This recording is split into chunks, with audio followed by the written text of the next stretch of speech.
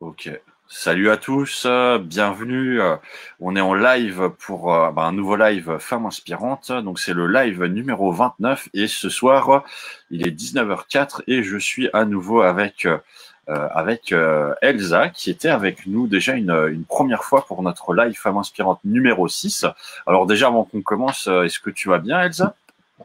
Je vais super, très très bien. On profite la fin du confinement, entre guillemets, vite fait. Ouais, j'espère que tu as eu l'occasion de sortir aujourd'hui vu que tu n'avais plus besoin d'avoir d'attestation. Évidemment, vous en aurez besoin si vous voulez sortir le soir à 20h, mais est-ce que tu allais te promener peut-être? Même pas, j'ai pas eu le temps, j'avoue, j'ai plein de projets en cours et je suis un petit peu à la bourre, je vais pas le cacher. Donc j'ai travaillé à fond la caisse aujourd'hui. Ouais. Ok, bon, c'est pas grave. Alors avant qu'on commence, on discutait un petit peu toi et moi, et c'est vrai qu'on s'est rendu compte que tu étais déjà intervenu donc pour le live numéro 6, qui était le 11 mai 2020, et le 11 mai 2020, en fait, c'était le premier jour du premier déconfinement. Et aujourd'hui, on est le 15 décembre 2020, qui est le premier jour du deuxième déconfinement. Qu'est-ce que ça te fait d'être la femme qui intervient pour les déconfinements? C'est un honneur, hein. Comment fêter les déconfinements? C'est en regardant des lives avec Lionel et Elsa, on va dire ça. Voilà, oui. Donc Mais je vois qu'il y a des gens qui commencent à nous rejoindre là. Donc pour ceux qui nous rejoignent, déjà dites-nous si vous nous voyez bien, vous nous entendez bien. N'hésitez pas à poser toutes vos questions à Elsa dans les commentaires. On les prendra et à la fin on aura une phase de questions-réponses. Et dites-nous aussi si jamais il y a des confinements et des déconfinements qui devaient être de manière perpétuelle à partir de l'année 2020 jusqu'à la fin des temps. Si vous avez envie de voir Elsa à chaque premier jour de déconfinement pour faire un petit peu un point avec elle sur sa carrière. Alors Elsa, pour ceux qui nous rejoignent, tu avais oui. déjà participé à un live, hein, comme je l'ai dit, mais voilà, peut-être de te représenter de manière rapide un petit peu qui es-tu, ta vie, ton œuvre, avant qu'on ne rentre dans le sujet donc de ta rétro de l'année 2020. Ok. Du coup, moi, c'est Elsa Kriki, alias Londe, qui est mon nom de scène. Et depuis le début de l'année, j'ai été diplômée d'un master en marketing et vente à l'EM de Strasbourg. Et malgré tout, j'ai décidé de me lancer dans la musique. Un an, 100% dans la musique, sans savoir où elle m'emmène. Où ça se trouve, ça sera plus qu'un an. Je sais maintenant que ça sera plus qu'un an.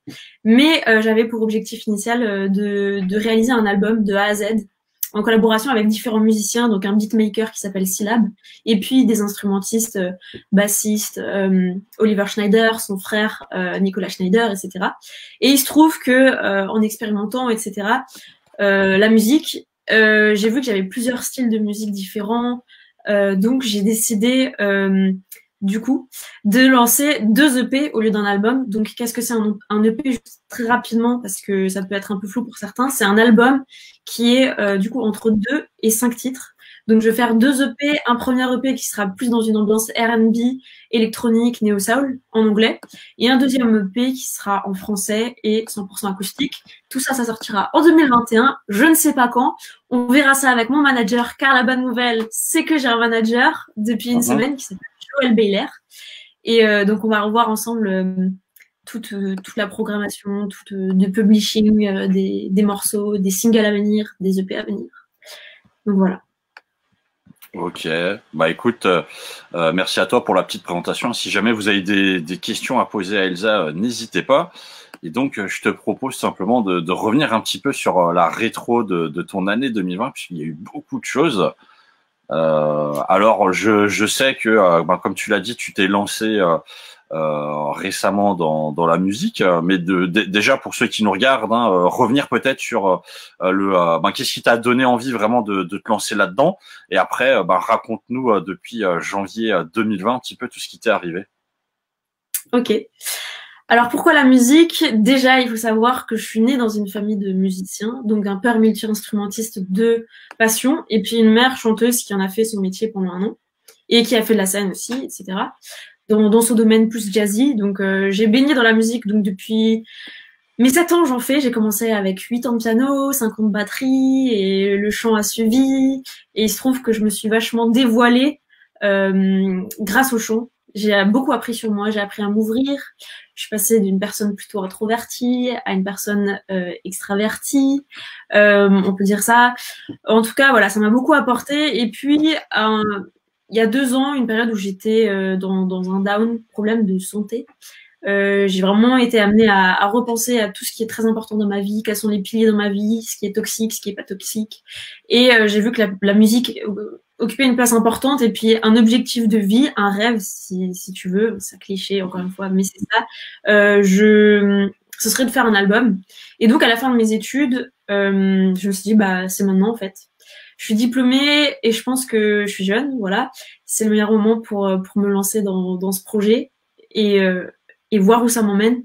Je suis très poussée là-dedans. J'ai beaucoup de proches ou de personnes qui me suivent sur les réseaux qui m'ont poussée à faire ça aussi, qui me soutiennent. Et ça, c'est super important, vu que voilà, je sais que j'ai du coup les moyens de le faire et qu'en plus, on m'encourage. Je me suis dit, il faut vraiment le faire, sinon je vais regretter un jour. Donc voilà. Ok, et donc, ben voilà, tu t'es lancé, et qu'est-ce qui t'est arrivé alors depuis janvier dans ta jeune carrière d'artiste musical? Alors, qu'est-ce qui m'est arrivé? Il m'est arrivé des hauts et des bas, comme tout entrepreneur, comme toute personne, comme tout employé, comme tout le monde. Et des hauts dans le sens où j'ai beaucoup appris sur les différentes manières de composer. J'ai beaucoup découvert sur mon univers artistique. J'ai pu en créer un, ce qui est pas facile parce que j'ai beaucoup d'influences musicales différentes entre le R&B, le jazz, etc. Donc j'ai beaucoup expérimenté. J'ai trouvé, je pense, une certaine signature qui me correspond, même si c'est encore un peu flou, mais il y a le temps de trouver encore. Et aussi parce que j'ai certaines réalisations qui sont sorties, qui sont concrètes, c'est-à-dire donc mon premier single qui est sorti le 30 novembre avec un clip. Ça, c'est aussi un haut, c'est une réalisation, c'est un certain pas dans ma carrière musicale, on va dire. Et donc super cool. Pareil, j'ai été nominée pour un Hop Awards en Alsace. Et donc voilà, il s'est passé plein de trucs très très chouettes, des collaborations avec des artistes incroyables, rappeurs, musiciens, des rencontres de fous, à travers les réseaux notamment. Donc voilà.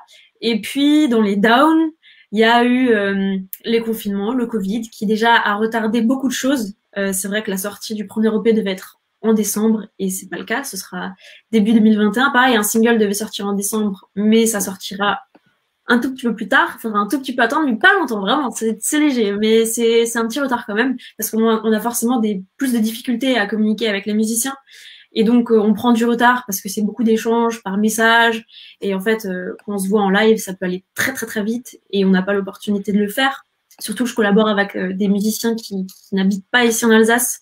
Un musicien, le beatmaker Syllab habite en Belgique, et puis les instrumentistes en Allemagne, donc c'est compliqué aussi. Puis avec le Covid, toutes les personnes qui travaillent dans la musique, notamment les personnes qui mixent ou qui masterisent les morceaux, ils sont overbookés parce que tout le monde se met à faire de la musique, donc ça prend encore du retard. Et puis la feuille blanche, et ce genre de choses. Du coup, des hauts et des bas, mais j'ai tellement appris que je peux que être satisfaite jusqu'à présent, même si j'ai pas réalisé tous les objectifs que j'aurais aimé réaliser cette année. C'est pas grave. C'est pas grave. Vraiment. Alors déjà, pour ceux qui nous regardent, hein, si jamais vous avez des questions sur la musique peut-être à poser à Elsa, n'hésitez pas. Ensuite, moi, je vais revenir justement là sur les Hop Awards, puisque tu en as parlé. Déjà, est-ce que tu peux juste expliquer rapidement pour les viewers, c'est quoi un peu comme cérémonie? Et ensuite, est-ce que voilà, qu'est-ce que tu as pu gagner là-bas? Du coup, comme cérémonie, c'est une cérémonie qui est organisée notamment par Cause Magazine, qui est un magazine alsacien, et la région, il me semble.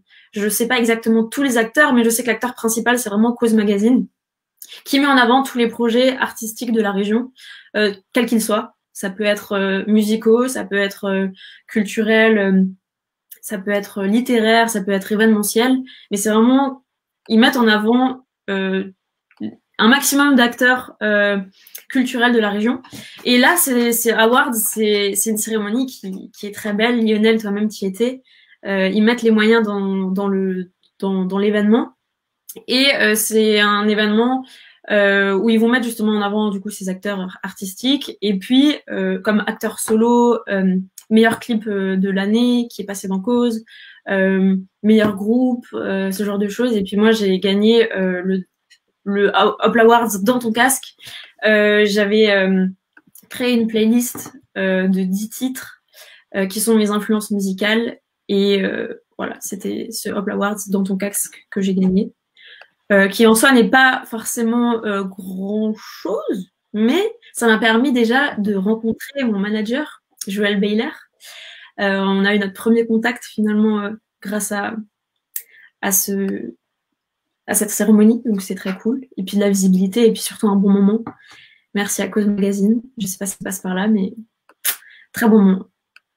Ils auront peut-être l'occasion de voir la vidéo, donc voilà, mais merci à eux. Et donc effectivement, voilà, les cérémonies, c'est toujours aussi une occasion de rencontrer des gens, en sachant que bon, ce qui est un peu dommage, c'est que j'ai été effectivement présent à cette cérémonie, qui était en demi-remplissage, puisque bon voilà, avec tout ce qui se passe, on ne pouvait pas être rempli au maximum, mais c'était voilà une occasion de pouvoir rencontrer pas mal de personnes. Et donc, tu nous as dit que tu avais sorti récemment, justement, plusieurs singles. Je crois aussi qu'il y a eu des vidéos. Du coup, un seul single ou alors Oui. on va dire 2 singles. Il y a un single, enfin un morceau qui est sorti sur YouTube uniquement. Je sais pas du coup si ça s'appelle single parce que c'est pas disponible sur toutes les plateformes. Mais ouais, Hope is the Way Out du coup, qui est disponible sur toutes les plateformes streaming, d'écoute streaming, Spotify, Apple, Deezer. Et sur YouTube avec un clip excellemment réalisé par Max Fries, qui est un vidéaste strasbourgeois aussi. Incroyable. Donc, voilà. Justement, voilà, est-ce que tu peux nous parler un petit peu des retours que tu as pu avoir de tout ça, et aussi peut-être pour ceux qui nous regardent un petit peu la construction justement d'un single. Ça, c'est quoi pour toi, on va dire le temps en termes d'écriture, de composition, d'enregistrement, etc. Peut-être aussi expliquer comment en fait on crée peut-être un single, vu que maintenant tu l'as vécu. Alors de base, j'ai écrit cette chanson sans savoir que c'était le premier single en soi. Mais ce que je commence toujours par faire, c'est trouver un beat qui me convient, soit qui est envoyé par le beatmaker Syllab avec qui je collabore, soit je trouve des mélodies sur le piano, soit je trouve un type beat sur YouTube et que le beatmaker Syllab recrée par la suite. Donc là, voilà, j'avais une bonne base, j'avais une bonne instru. Et j'avais vraiment envie de m'exprimer sur un sujet qui me tenait beaucoup à cœur, qui parle, on va dire, de problèmes de santé. Je vais pas en dire plus parce que justement, j'aime bien laisser un petit peu le mystère dans le morceau et laisser la possibilité à chacun de s'identifier dans le morceau aussi. Mais voilà, c'est une période qui était assez compliquée dans ma vie et j'avais besoin d'extérioriser ça comme un exutoire. Et ça m'a permis, ça m'aide justement le fait juste de revoir la vidéo ou d'écouter le son de temps en temps, rarement, mais de temps en temps, ça me fait dire que après tous les downs, on en ressort plus grand et en fait, ça nous rend plus fort. Les downs, en fait, ça nous aide dans la vie et je pense que faut le voir vraiment d'une manière positive et de toute façon, quoi qu'il en soit, on en sort toujours. C'est ça qu'il faut se dire, c'est très important. On en sort toujours. Et c'est l'espoir qui fait revivre et c'est une parole d'ailleurs que ma mère m'avait dit. Je sais pas si un jour elle regarde cela, mais merci maman, parce que faut pas, c'est une phrase qui pour moi représente beaucoup et c'est pour ça que cette chanson s'appelle Hope is the Way Out. Et voilà, je sais pas si ça répond à ta question, mais en tout cas, je suis satisfaite du retour parce que j'étais aussi étonnamment surprise de voir le nombre de personnes qui m'ont envoyé des messages personnels pour me dire waouh, toi aussi t'as traversé des choses. Et ben moi aussi. On dirait pas, mais ce morceau m'a beaucoup aidé. Il y a beaucoup de personnes qui s'identifient dans le morceau et je suis vraiment surprise, vraiment de voir à quel point il y a des gens qui passent dans des phases très très down, très dark et ça fait plaisir de voir qu'ils en sont sortis et que ce sont leur a parlé quoi. C'était le but. Tout le monde peut s'identifier dedans. Ok. Et donc sur la construction d'un single, d'un clip, voilà, est-ce que tu peux un petit peu présenter quelles ont été les différentes phases pour toi de construction du moment où tu as commencé à écrire au moment où vous avez réussi à finir de le tourner et c'est en ligne? Ok. Ben du coup, une fois que le morceau était fini, j'avais en fait 4 autres morceaux qui étaient prêts aussi, et je savais pas vraiment lequel sortir en single, parce que si vous voulez, le single c'est quelque chose qui va introduire l'EP, donc c'est quand même important de choisir le bon morceau. Et là, j'étais dans une phase où j'allais pas bien et j'avais pas envie de sortir un morceau un peu plus joyeux et tout, parce que c'était pas du tout mon mood actuel. J'avais envie de partager mes émotions du présent, et donc j'avais envie de partager ce morceau-ci.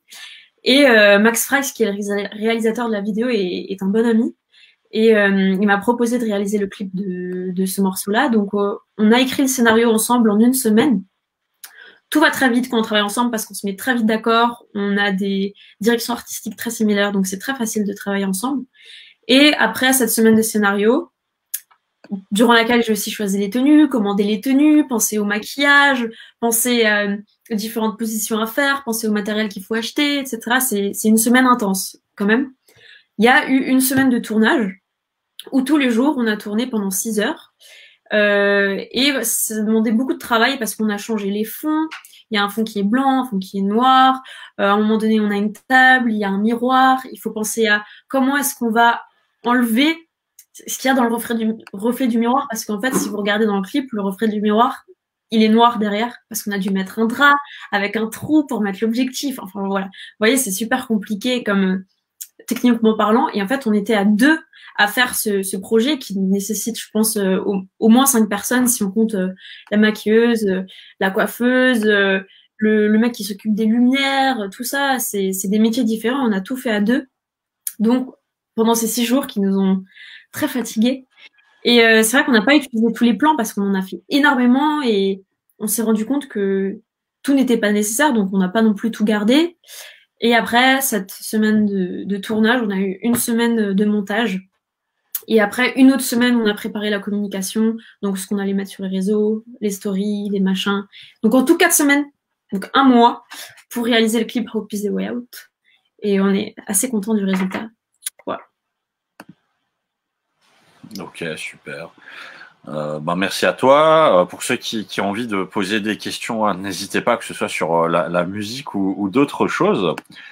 Alors là, tu nous as fait la rétrospective un petit peu de ton année 2020 et tu avais un petit peu parlé justement de ce qui allait sortir en 2021. Mais voilà, est-ce que tu as des projets à venir alors 2021, 2022, 2023 ou plus, que ce soit dans le domaine de la musique ou autre, peut-être à nous partager? Ouais, du coup, comme je vous ai dit, il y aura 2 EP qui vont sortir.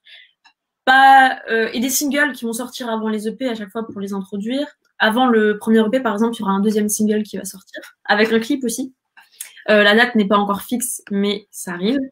J'ai aussi des collaborations avec différents artistes qui vont sortir, notamment avec un rappeur américain qui s'appelle Menker, avec qui j'ai déjà travaillé. On a fait un morceau qui s'appelle Deep Wish, qui est aussi disponible sur toutes les plateformes. J'ai une autre collaboration aussi avec 2 autres rappeurs américains, dont un qui s'appelle Napoleon Da Legend. Donc ça, c'est cool de faire des collaborations avec des personnes qui viennent du monde entier. Et sinon, à côté de ça, maintenant j'ai un manager et on compte bien organiser un petit peu des dates, si le Coco nous le permet, de monter sur scène bientôt, quand c'est possible. Donc ça aussi, il faut que je prépare, c'est des lives.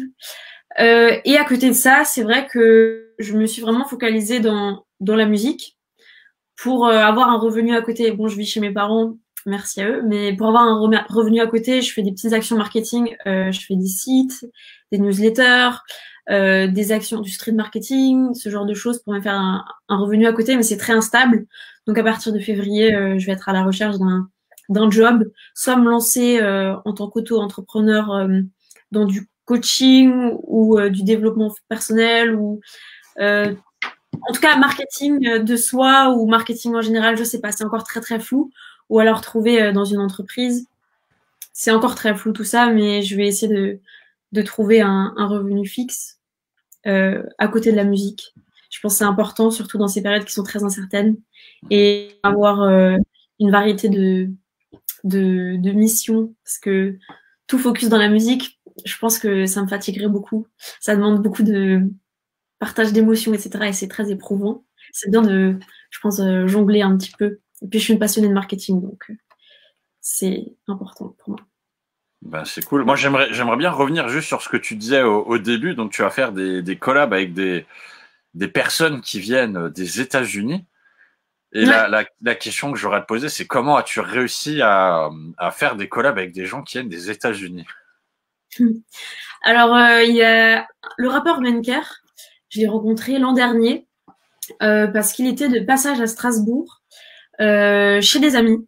Et justement, l'anecdote est assez marrante. Et il était à Strasbourg pendant 2 semaines, il me semble. La première semaine, il travaillait sur les derniers ajustements avec ses beatmakers de son premier EP qu'il allait lancer. Et la deuxième semaine, il l'a lancé. Et il se trouve que je l'ai rencontré cette première semaine quand il ajustait encore les petits, les dernières choses de son album. Et je lui ai dit, bah, tu sais quoi, je t'envoie juste une de mes chansons. Si t'aimes ma voix, ça me ferait plaisir de collaborer lors de ton prochain EP. Je sais qu'il sort la semaine prochaine et tout. Il a écouté, il fait, mais en fait, non. J'adore ta voix. Il y a un morceau où il manque quelque chose. Et si t'as le temps cette semaine, j'aimerais que t'enregistres cette semaine. Comme ça sort la semaine prochaine et tu seras dans l'EP. Et j'ai enregistré le morceau en 3 heures. Et il a adoré. Nos univers ont vraiment matché. Et c'est sorti. C'est le fameux son Deep Wish. Voilà. Et puis, pour ce qui est de Napoleon Da Legend, par exemple, c'est un artiste qui a tourné à Strasbourg, au Grincheux, dans un bar où il y a pas mal de musiciens qui passent. Et je sais pas comment ça s'est passé. Il m'a trouvé sur Facebook et on avait commencé à discuter de projets musicaux. Et voilà, c'est comme ça qu'on a gardé contact. Alors moi Voilà. j'aurais une autre question à te poser par rapport à ça. C'est quand ils t'ont parlé, est-ce qu'ils t'ont parlé en français en te disant waouh c'est trop cool ce que tu fais, ou est-ce qu'ils parlaient quand même en anglais? Alors en anglais du coup, alors Menker est totalement américain, il ne parle pas un mot français, donc on parle en anglais. Vu que j'ai eu la chance de beaucoup voyager pendant mes études, notamment à Édimbourg, à Dortmund en Allemagne, à Montréal, c'est vrai que l'anglais, j'ai eu la chance de le développer. C'est aussi pour ça que je chante en anglais dans la majorité de mes morceaux. Et puis, avec Napoleon Da Legend, il parle très bien français aussi, il est né à Paris, il me semble même. Mais il a passé beaucoup plus de temps aux États-Unis. Voilà. Bah c'est pas mal de voir en fait qu'on a des grosses stars, enfin des personnalités dans le monde de la chanson américaine qui viennent à Strasbourg pour pour pouvoir faire des choses à Strasbourg.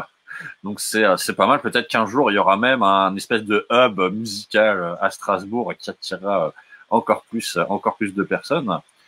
Bah écoute, c'est cool. Alors, je vais revenir rapidement sur la période du confinement, puisque là, on a eu un premier confinement, il y a eu un deuxième confinement qui vient de se terminer aujourd'hui.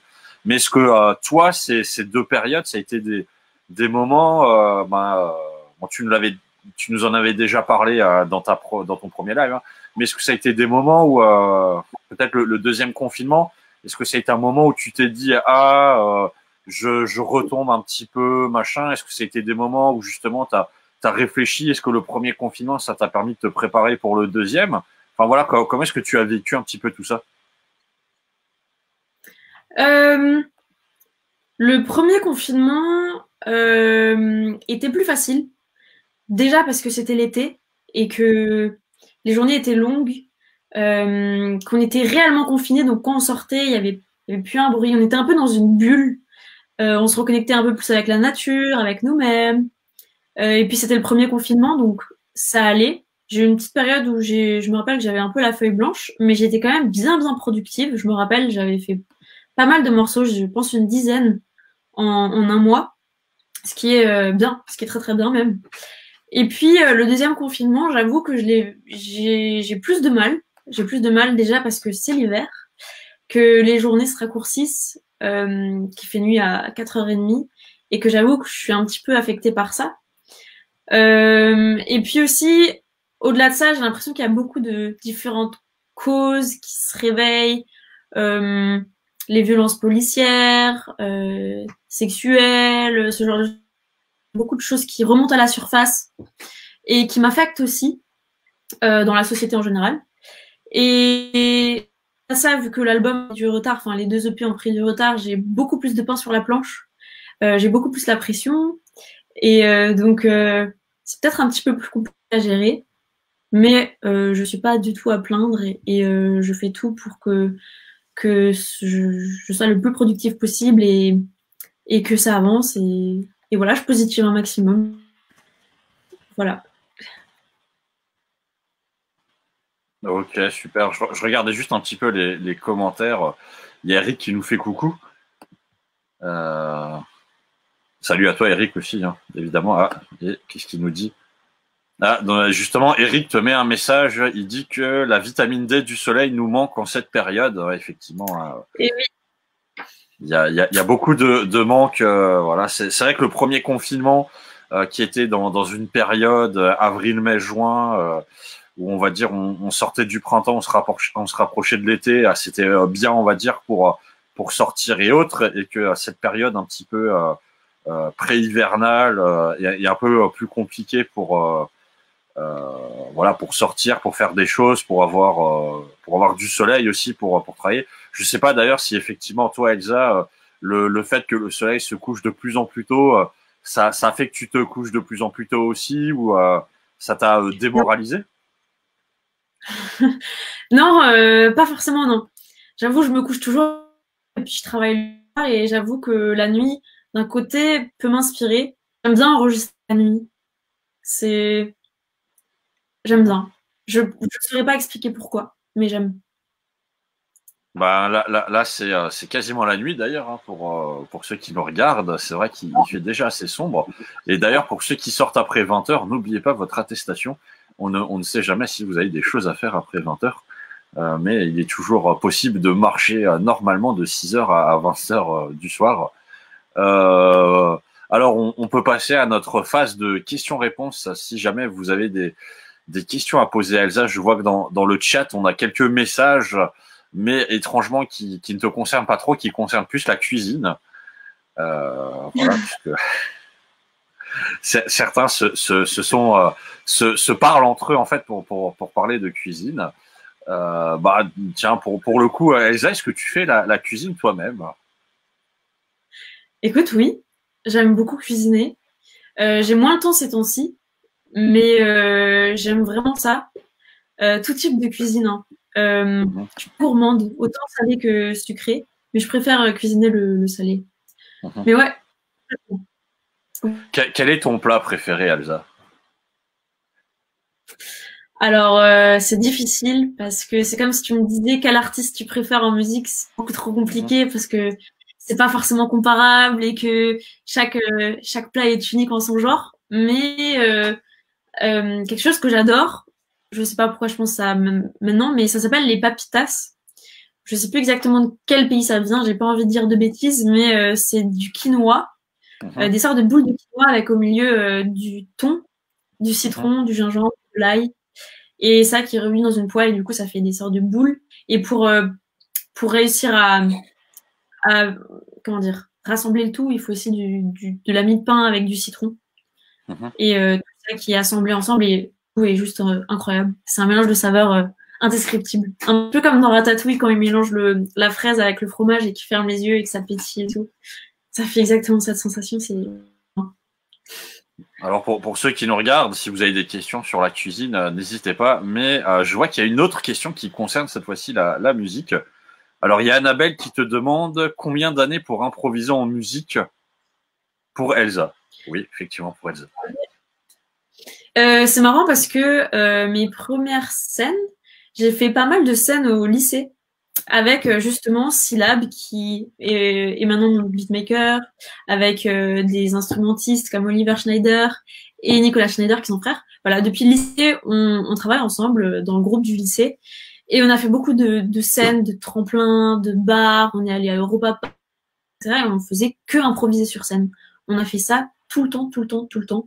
Donc ça pouvait être bien comme ça pouvait être assez terrible ce qu'on faisait. Il y avait des bons moments comme il y avait des mauvais moments, mais j'ai improvisé pendant 3-4 ans. 3-4 ans pour improviser. Pareil, au piano, j'ai pris des cours d'improvisation jazz pendant un an. Et voilà, moi ça m'a pris 3-4 ans, mais ça dépend en fonction des personnes. Maintenant, je suis très à l'aise avec l'improvisation. Ça m'aide beaucoup pour écrire. Ok, alors il y avait une remarque d'Eric justement sur ce que tu parlais au niveau de la nourriture qui disait, alors je vais essayer de le dire, il disait un truc du style waouh! En tout cas, ça donne envie et il demandait si le lion, non, le lion c'est ça? Le Non, lion? je sais pas. Le lion? Non, je sais pas, le L-I-A-N-T. Le lion peut-être de la nourriture dont tu nous as parlé juste avant. Ou Eric, peut-être, est-ce que tu peux développer ta question pour... Jamais ça s'appelle des papitas.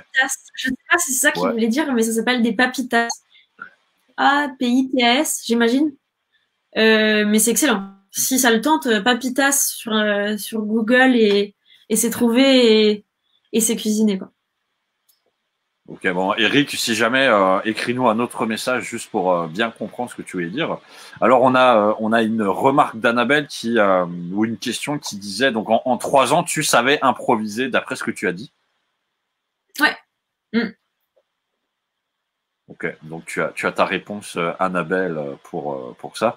Et donc, en attendant que Eric nous développe un petit peu sa question, moi j'aurais une question pour rebondir sur ce que tu nous disais avant.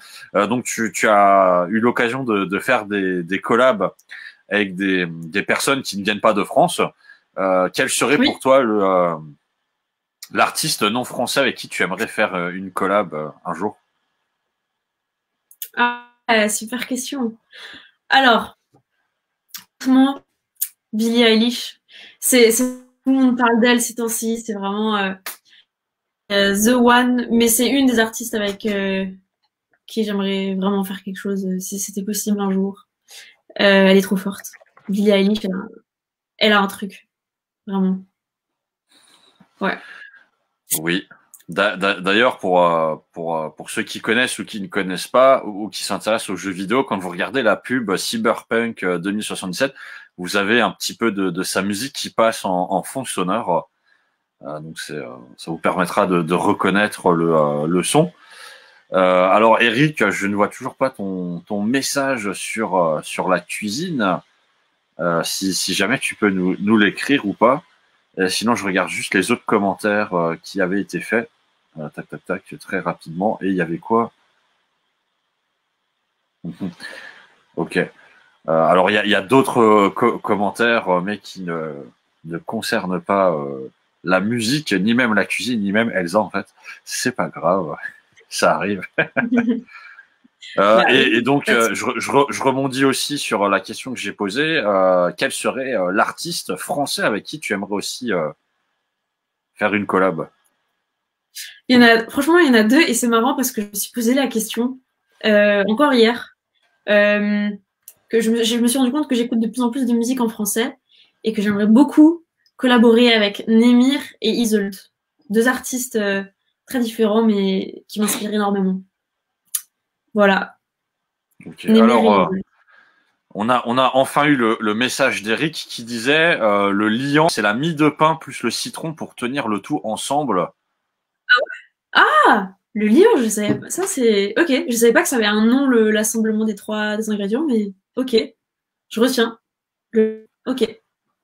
Oh, voilà, donc effectivement, il rebondissait sur ton message. Et il y a aussi dans son message une très belle remarque. Il dit la vie des gens n'est que la vie des gens. Alors la vie des gens, ça s'écrit L'_AVIS et la vie des gens, c'est la espace VIE. Qu'est-ce que tu en penses? Ah yes. Oui. Je sais pas si t'as compris le. Ouais, c'est un jeu de mots. Ok. Mais oui, je suis d'accord. Ok, très bien. Bon, merci à toi, Eric. D'ailleurs, si jamais tu as une question dans le domaine de la cuisine à nous, enfin à poser à Elsa, n'hésite pas. Alors je regarde, il y a voilà sur l'improvisation encore. Qu'est-ce qu'il nous disait sur l'improvisation? Alors je vois effectivement il y a une petite conversation sur l'improvisation par rapport à ce que tu as dit sur le fait qu'au bout de 3 ans tu saches improviser et que certaines personnes aient encore un petit peu de mal après plusieurs années. Est-ce que tu aurais peut-être des conseils à donner justement sur l'improvisation? Moi, je veux dire que je pense que le piano, enfin le fait de jouer d'instruments, je pense que ça m'a beaucoup aidé parce que j'ai improvisé en batterie, j'ai improvisé au piano. J'avais une prof qui me donnait des cours d'improvisation où elle me disait voilà, maintenant tu vas improviser sur les notes blanches uniquement.